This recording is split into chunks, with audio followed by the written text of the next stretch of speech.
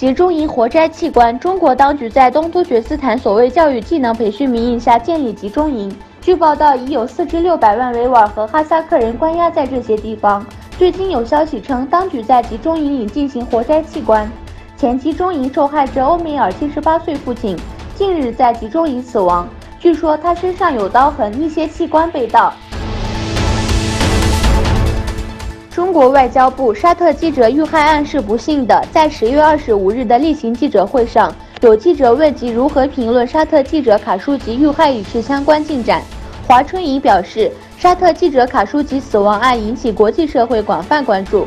我们注意到沙方刚公布的初步调查结果，以及各方包括土耳其方面围绕此事做出的表态和采取的措施。我们认为这个事情是不幸的，希望这个案子能够得到妥善的处理。中国国防部长就台湾问题发出严厉警告。中国最高防务长官周四在一个高级别安全论坛上严厉谴责美国，称在台湾问题上挑战中国是极其危险的。这是中美关系恶化之际，中国军方展现强硬立场的最新例子。中国国防部长魏峰和将军表示，在这个问题上反复挑战中国的底线是极其危险的。如果有人试图把台湾从中国分裂出去，中国军方将不惜一切代价，坚决采取行动。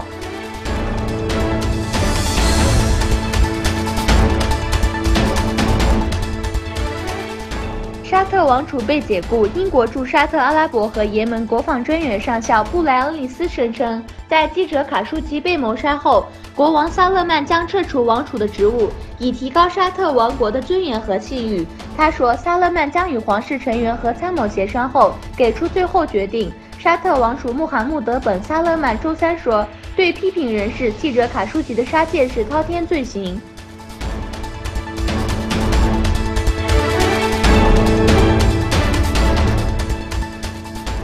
奥巴马、希拉里等民主党人被寄送炸弹邮件，多位知名民主党人成为自制炸弹的投递目标。